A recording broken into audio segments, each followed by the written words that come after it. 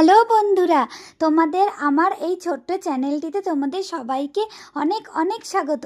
দেখো, সেদিন সন্ধ্যাবেলা কিন্তু আমি চলে গেছিলাম আমাদের গ্রামের বাড়িতে। মানে তোমাদের দাদাভাই আর আমরা দুজনেই চলে গেছিলাম। এই দেখো কি সুন্দর বলো, দেখো আমাদের দেখে কি আনন্দ পেয়েছে। এরকম সন্ধ্যাবেলা আমরা আগে দুই একবার এসেছিলাম, কারণ তোমাদের দাদাভাই কাজ থেকে এসছে, বাড়ি থেকে আমরা 3টের সময় বেরিয়েছিলাম। তারপরে এখানে এসে ফার্স্টে আমরা ভলুর সাথে একটু খেলা করে নিই, কারণ ভলু আমাদের দেখে ভীষণ আনন্দ পায়। দেখো ওর বাবার আদর খাচ্ছে বসে বসে। আর এসছি কেন বলছি, আমরা পরের দিনকার আমাদের ওখানে গৌরাঙ্গ পুজো ছিল। গৌরাঙ্গ পুজোর প্রসাদও দেওয়া হবে। আর তোমরা তো জানো, আগের বারও আমি তোমায় দেখিয়েছি, প্রসাদটা খেতে আমি ভীষণ ভালোবাসি। আগের দিন এসে গেছিলাম, আগের দিন রাস পুজো ছিল। ভিডিওটা দিতে আমার একটু দেরি হয়ে গেল, কেন বলো তো, আমার শরীরটা খুব খারাপ ছিল, ভয়েসটা দিতে পারবো না, তাই জন্য ভিডিওটা এডিট করতে একটু টাইম লাগলো। এদিকে ভলুকে আমি আদর ফাদর করলাম, তোমার দাদাভাইও প্রচুর আদর করলো। তারপরে আমি একটু ফ্রেশ হয়ে চলে আসলাম তোমাদের সামনে। কালকে কি করব তোমরা কিন্তু একটু মিস করবে না। কালকে প্রসাদ বিতরণটা কিন্তু একটু অন্যরকম টাইপের তোমাদের দেখাবো, দেখে তোমরা নিশ্চয়ই খুব আনন্দ পাবে। আর গৌরাঙ্গ ঠাকুরকেও কিন্তু খুব সুন্দর দেখতে লাগে, এখানে গৌরাঙ্গ ঠাকুরকে পুরো নবদ্বীপ মায়াপুরের মতন। তা প্লিজ তোমরা সঙ্গে থেকেও, ভিডিওটাকে কিন্তু একদম স্কিপ করবে না। এই দেখো সকালবেলায় দেখো আমরা তাড়াতাড়ি করে দুই যা মিলে রেডি হয়ে যাচ্ছি। মানে দিদি তো রেডি হয় না, দিদি দেখো আমাকে কি সুন্দর করে প্রত্যেকবারের মতন শাড়িটা পরিয়ে দিচ্ছিল।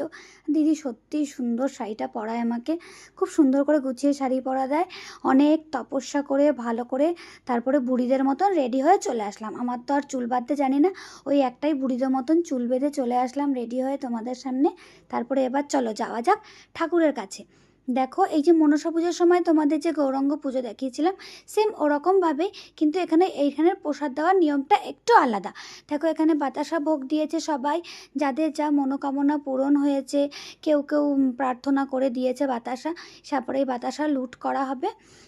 এবার গৌরাঙ্গ ঠাকুরের কাছ থেকে আমরা একটু এগিয়ে আসলাম। দেখো এই যে মাঠটা দেখছো, ফাঁকা মাঠে, মনে পড়ছে তো গৌরাঙ্গ পুজোর সময় এখানে আমাদের প্রসাদ খাওয়া হয়েছিল। মনসা পুজোর সময় এখানেই গৌরাঙ্গ পুজোর প্রসাদ দেওয়া হবে।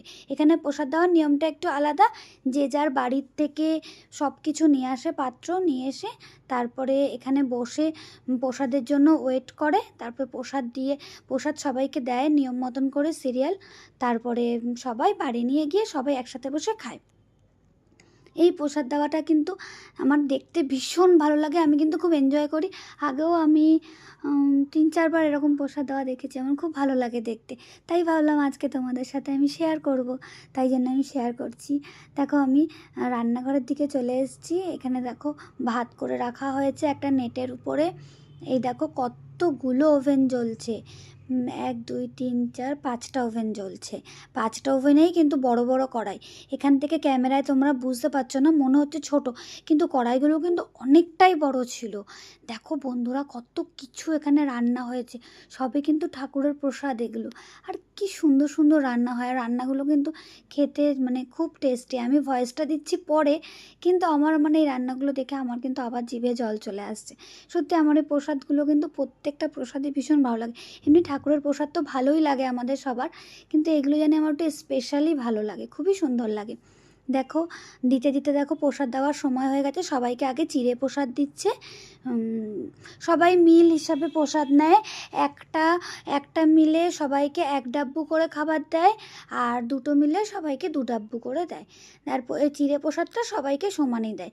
চিড়ে প্রসাদটা এখানে হচ্ছে কি মেন প্রসাদ, এই জন্য ফার্স্টেই চিড়ে প্রসাদ দেয়। চিড়ে প্রসাদের মধ্যে ফল থাকে, বাতাসা থাকে, সব মিক্সড করা থাকে, সেগুলোকেই সবাইকে আগে দিয়ে নেয়। দেখো উপর থেকে কিন্তু ছাউনি দিয়ে নিয়েছিল, যাতে সবাই যে বসেছে তাদের যাতে রোদ না লাগে, আর সবার যাতে কোনো অসুবিধা না হয়, উপর থেকে যাতে নোংরা না পড়ে।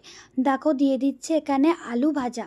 আলু ভাজাটা কিন্তু খুব টেস্টি, পোস্ত দিয়ে ভাজে ছোট্ট ছোট্ট করে কেটে সবাইকে দিয়ে দিচ্ছে। প্রথমে আলু ভাজা প্রসাদ, প্রথমে চিড়ে প্রসাদ দেওয়া হলো, তারপরে আলু ভাজা দিচ্ছে, তারপরে দেখো এখানে দিচ্ছে ঘ্যাট।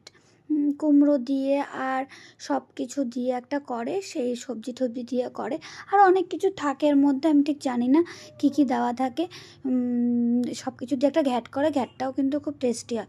দেখো সবাই বাটি দিয়ে দিচ্ছে, যার যেটা মিল সে বলছে সেই অনুযায়ী তাকে দিচ্ছে। এনার 2টো মিল ছিল, ওই জন্য 2 ডাব্বু দিয়েছে। তোমাদের আগেই বলেছিলাম একটা মিলে 1 ডাব্বু দেয়, 2টো মিলে 2 ডাব্বু দেয়। একটা মিলে তোমার 5-6 জন আরাম করে খাওয়া হয়ে যায়, মানে দুপুরের খাওয়া পেট ভর্তি খাওয়া হয়ে যায়।